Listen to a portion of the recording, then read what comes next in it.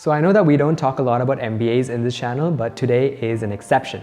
So yesterday I met with an admissions officer from IE University. So if you guys don't know, IE University is one of the top universities in Europe for the MBA program.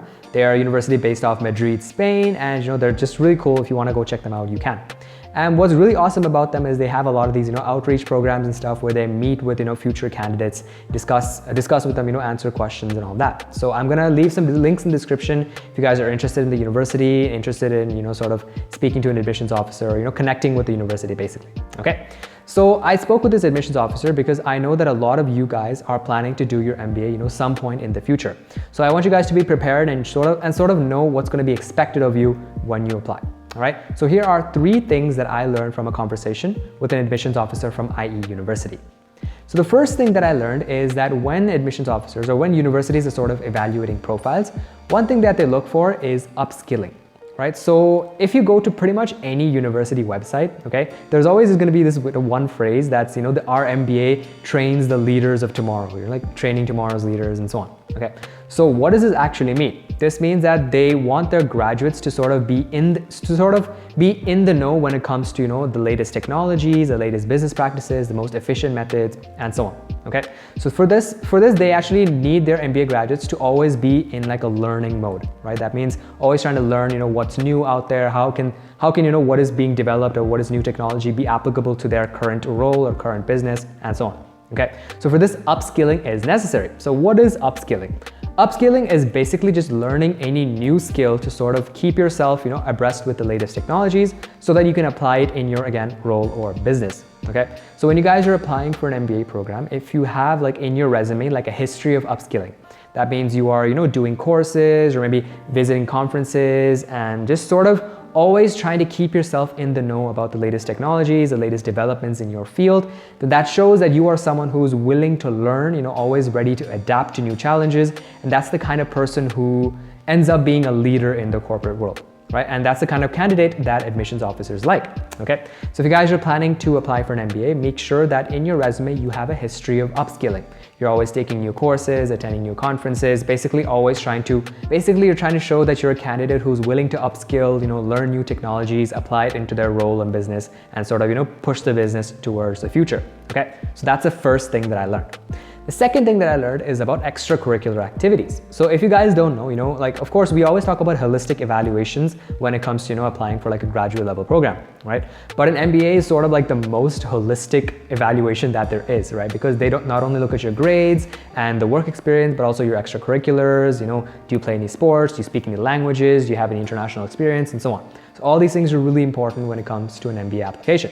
And of course, one of the things that are important is extracurricular activities. So extracurricular activities can be super confusing because, what does that exactly mean? Like what should you do if you want to, build a strong profile and so on? Okay. So that was my question to the admissions officer.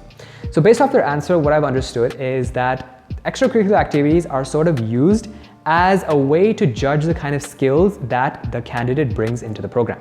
Okay, so what the admissions officer said is that generally what happens is when a candidate is sort of like a junior employee, right? That means, within 3 to 5 years of experience, you don't have a lot of time to have a lot of leadership experience, right? You don't have a time to like lead teams. You don't have time to, work on huge projects and stuff. And that's understandable. You've only been working for like 3 to 5 years. And nobody expects you to be like a CEO immediately, right? So what they're looking for through extracurricular activities is sort of new skills that can be gained by the candidate, okay? For example, let's say you have been working at a job and you've been doing really well, you've been working in a team and so on. So that gives you like, basically, working in a team, those kind of skills.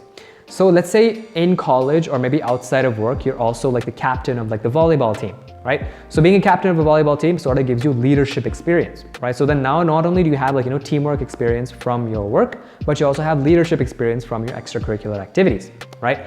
So essentially what you're doing is you're sort of rounding out your profile. Now you're getting teamwork from your work and then you're getting leadership from your extracurricular activities. So extracurricular activities should be done in a way that, of course, like, whatever you're passionate about, it's super important that you do that, but also about rounding out your profile. So like what skills do you currently lack, right? Of course, you'll be gaining some skills when you're working, and then if you're doing some projects and stuff on the side, you'll be gaining skills there. But then what skills are you truly lacking? Like, do you lack sort of maybe public speaking skills? So then maybe go join Toastmasters. Maybe you lack leadership skills. So try to be a leader somewhere outside of work. Or maybe you want to contribute to the community and you're not doing that enough at work, so you want to do that as a part of an extracurricular activity, right? So extracurricular activities are like a great way for you to sort of gain new skills and, you know, show the admissions officers that, you know, you are like a well-rounded person with like all the type of skills that like any good leader would need. Okay, so that's the second thing. And the third thing that I learned is something that it's sort of like a mindset thing. I wouldn't say it's something concrete. It's more like a generalistic thing. So again, I was asking her like, okay, like how do students, you know, build their profiles? You know, what are admissions officers looking for and all that? And what she told me is that when you are thinking of doing an MBA or like applying to an MBA, right? So you need to think about what's beyond the MBA, right? So when you are building like an MBA profile, you shouldn't be building a profile for a university. You should be trying to build a profile for your target stream. Okay, so let me give you guys an example. Let's say that you want to get into consulting. Okay, so a lot of reasons, you know, most graduates from MBA programs, they end up going into consulting, right? So it's a huge thing for MBA graduates. So let's say you are someone that wants to work in consulting. Okay, so think about what kind of skills does the consulting industry require, right? First of all, it requires you to, you know, travel all around the world, you know, like sort of mingle in with like different cultures and so on. So if you want to get into a consulting role, you need to show the company that you're interviewing for that you already have international experience, right? So if you're able to get international experience from your current workplace or maybe like a summer abroad or something in college, it shows that, you know, you are someone who can sort of blend in with new cultures and so on. Okay, and then of course languages. So when you are going to new countries for your consulting job, you want to be able to try to speak that, you know, the language of that country, right? So if you try to, you know, learn French or learn Japanese and so on, so that, you know, you can join a consulting company and be posted in France or Japan, then that will really help your case when you're interviewing for these companies, right? So what you're doing is you're actually doing all these things. You know, you're gaining international experience, you're gaining, you know, learning all these languages to sort of prepare you for the career you want. So you shouldn't try to build your profile trying to get into Harvard. You should try to build your profile for what you want to be after you graduate from Harvard, right? And then you can tell Harvard that, hey, I want to graduate from Harvard. I want to do this and this and this. And for that, I've been preparing, you know, I've been sort of learning all these languages. I've been learning these things. I've been attending these conferences. And now I want an MBA to sort of complement all these skills and knowledge to sort of help me become that person. Okay, so that's the third thing that I learned. So to recap, again, the first thing is that a history of upskilling is important. So you guys want to make sure that you're always keeping abreast with the latest technologies.